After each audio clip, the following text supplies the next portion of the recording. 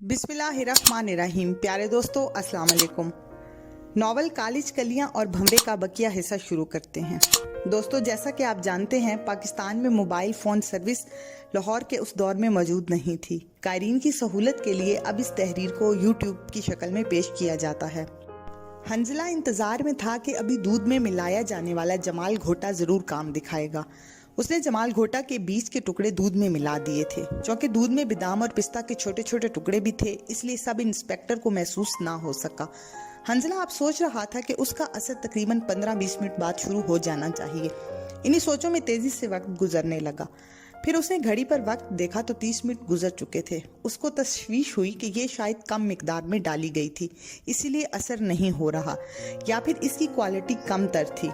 उसको अफसोस था कि इसकी कोशिश का कोई नतीजा नहीं निकल रहा था। यकायक हंजला को ख्याल आया। उसने देखा कि सब इंस्पेक्टर अपने जूते उतारकर दूसरी तरफ मुंह करके सो रहा है। हंजला पहले ही देख चुका था कि उसने बड़े कीमती जूते पहन रखे हैं, जो उनके इलाके में अक्सर पहने जाते हैं,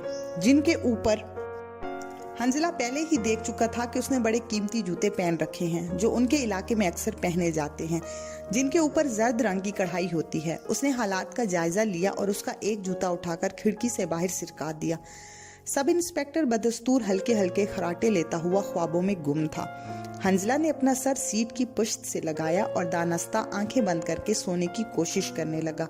अभी उसको नींद तो नहीं आ रही थी, पर वो ख्यालों में गुम था। उसको एक बात की खुशी थी कि उसने बदकिरदार और बदजुबान शख्स को थोड़ी सी तकलीफ पहुंचा ली है। हंजला की ये आदत थी कि जब कोई बात उसके जहन में बैठ जाती तो उसको पूरा करने तक बेचैनी का शिकार रहता। अब खुशी से आंखें बंद किए लेट गया। उसको पता ही ना चला कि किस वक्त उसको नींद आ गई। अचानक ऊंची आवाज की वजह से वो हड़बड़ाकर उठ गया।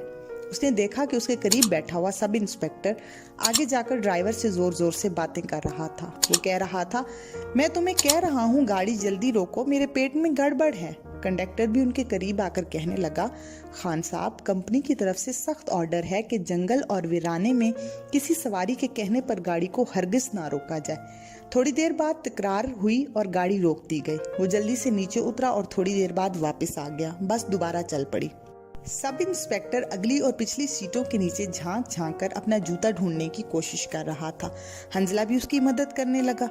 हंजला ने उससे कहा, आप जरा मजीद आगे जाकर देखें या सीटों के नीचे जाकर देखें। बस चलती है तो जूते अक्सर अपनी जगह पर नहीं रहते, क्योंकि इस रूट पर बस तेजी से चलती है और इधर उधर तेजी से ओवरटेक करती है। हंजला अपनी सीट पर बैठा अगली और पिछली सीट पर जूता ढूंढने का ड्रामा करने लगा।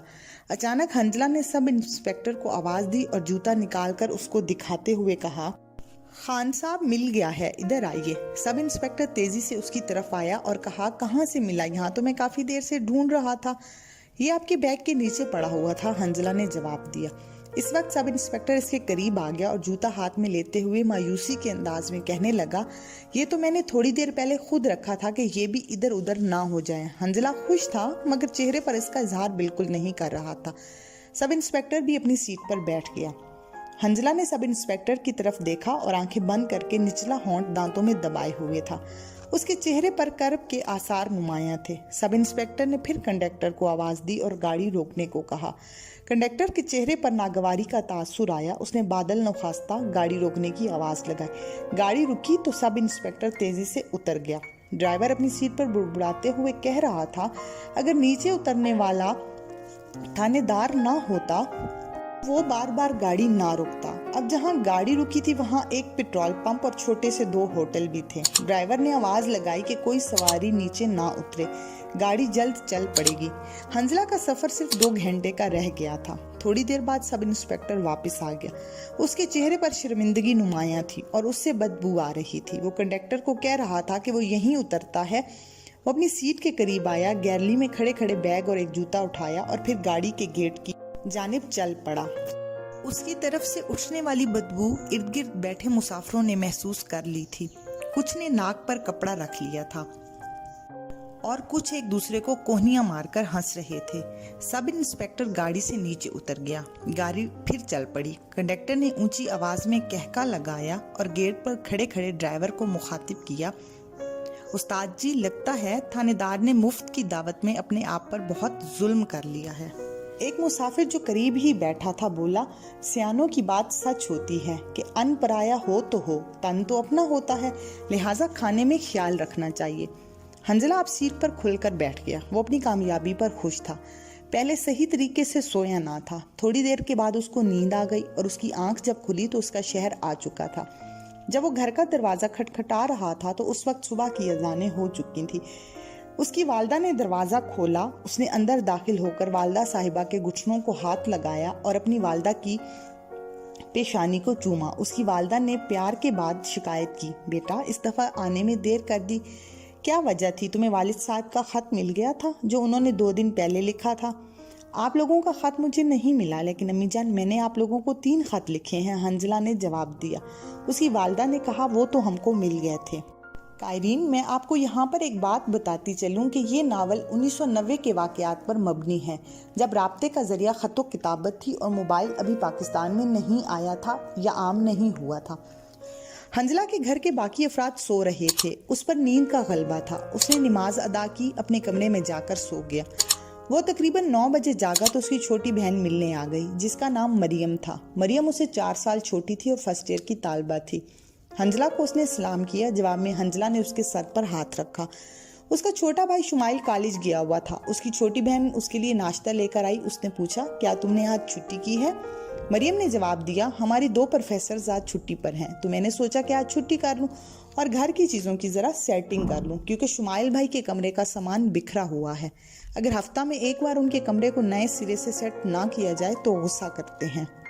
हंजला ने पूछा, तुम्हारी पढ़ाई कैसे हो रही है? मैट्रिक में जिस तरह नंबर लिए हैं अगली क्लासों में भी इसी तरह नंबर लेने चाहिए और अम्मी का भी ख्याल रखा करो। वो नाश्ता कर कर चली गई और हंजला नाश्ते में मसरूफ हो गया। नाश्ते से फारिग हुआ तो उसकी वालदा आ गई। उसकी वालदा नई क्लासों और कॉलेज के बारे में पूछती रही। हॉस्टल के खाने वगैरह का पूछा। हॉस्टल के अलावा भी बेहतर फल और दूध जारी रखने की ताकीद की। हंजला 4 बहन भाइयों में सबसे ज्यादा अपनी वालदा के करीब था। अपनी वालदा से कुछ देर बातें करने के बाद अपने बड़े भाई के घर चला गया। उसके बड़े भाई का घर इनके घर से मुल्हिका था, जिसका एक दरवाजा उनके सेहन और बैरूनी दरवाजा गली में खुलता था। हंजला को देखकर उसकी 4 साला भतीजी मारिया और 2.5 साला भतीजा अब्दुल्ला बहुत खुश हुए। उसकी भाभी रजिया ने आकर सलाम किया। उसने सलाम का जवाब दिया, हाल अहवाल पूछा। दोनों बच्चों को उठाकर बरामदे में आकर बैठ गया। उसने भाभी को कहा कि वो इसके बैग में से बच्चों के खिलौने और टाफियां निकाल लाए और साथ ही अम्मी जान को दूध गर्म करने को इधर ही लाने को कह दिया। वो बच्चों से बातें करने में मसरूफ हो गया। छोटू बहुत प्यारी प्यारी बातें करता था। भाभी खिलौने और टाफियां ले आई। बच्चे बहुत खुश हुए। इन खिलौनों को देखकर उनकी खुशी और बढ़ गई। वो आधे घंटे तक वहां बैठा रहा। इस दौरान उनकी वालदा दूध लेकर वहां पर आ गई। हंजला ने दूध पिया और वालदा से वालिद साहिब का पूछा तो उन्होंने बताया कि वो जमीनों पर गए हुए हैं। हंजला ने भाभी से बड़े भाई का पूछा तो उन्होंने बताया कि वो इस्लामाबाद किसी काम से गए हुए हैं। हंजला ने भाभी को कहा, भाभी बच्चों को तैयार करें, मैं इनको मोटरसाइकिल पर अपने साथ जमीनों की तरफ ले जाऊंगा। हंजला के बड़े भाई हमजा इससे 10 साल बड़े थे और इसी शहर में डॉक्टर थे। उनका क्लिनिक अच्छा चलता था, जबकि वालिद प्रोफेसर थे जिन्होंने वक्त से पहले रिटायरमेंट ले ली थी। हंजला अपने वालिद साहिब से मिला तो बहुत खुश हुआ। वो बहुत तफसील से कॉलेज और नई क्लासों के मुतालिक बात पूछते रहे। वो वालदा से और वालिद से बातें करने के बाद बच्चों के साथ इधर उधर घूमने लगा। बच्चे बकरियों के बच्चों को देखकर बहुत खुश थे। वो उनके साथ खेल रहे थे। हंजला ने एक मुलाजिम को बच्चों का ख्याल रखने को कहा और खुद एक तरफ लगे हुए पौधों की तरफ आ गया। उसने शजरकारी मुहिम में नए पौधे लगाए थे और वो घने दरख्तों को देखकर बहुत खुश हो रहा था। उसकी ख्वाहिश थी कि बड़े घने और सायादार दरख्त ज्यादा से ज्यादा हों। वो अक्सर सोचता रहता था कि अगर इस शहर के तमाम लोग हर फालतू जगह पर दरख्त लगाएं तो कम से कम दर्जा हरारत 4 सेंटीग्रेड तक कम किया जा सकता है। वो 3 दिन तक अपने घर रहा। अपनी ट्रेनिंग बाकायदगी से सुबह शाम करता रहा। उसके वालिद की तरबियत ऐसी थी कि हर फर्द बाकायदगी से नमाज अदा करता था। 3 दिन छुट्टियां गुजारने के बाद वो लाहौर रवाना हो गया। हॉस्टल पहुंचा तो इजाज अभी तक वापस नहीं आया था। दूसरे दिन वो अपने उस्ताद हमायूं के हॉस्टल चला गया। वहां उसने मार्शल आर्ट्स की क्लास अटेंड की और अपने टीचर के लिए देसी घी और शहद लाया था, जो कि उसके टीचर ने बड़ी खुशी से कबूल किया। क्लास में तमाम क्लास फेलो से मुलाकात हुई। निगत ने मिलते ही हंजला से शिकवा किया कि उसने इतने दिन इससे कोई राब्ता नहीं रखा। अगले दिन इजाज भी आ गया। दोनों दोस्त बगलगीर होकर मिले। फिर इजाज की इलेक्शन की सरगर्मियां तेज हो गईं। जब भी उसको इजाज मीटिंग पर साथ चलने को कहता तो हंजला माजरत कर लेता, क्योंकि इस किस्म के फंक्शन और मुलाकातों में उसको कतई दिलचस्पी नहीं थी।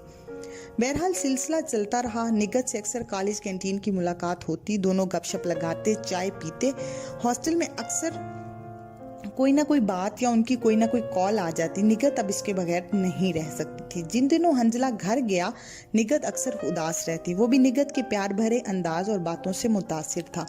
एक दिन निगत ने चंद ऑडियो कैसेट और एक खत उसको दिया। कैसेटों में खूबसूरत पाकिस्तानी और इंडियन गाने थे, मगर खत जो 12 सफ़हात पर मुश्तमिल था, मौसूफा के अंदरूनी जज्बात का तर्जुमान था।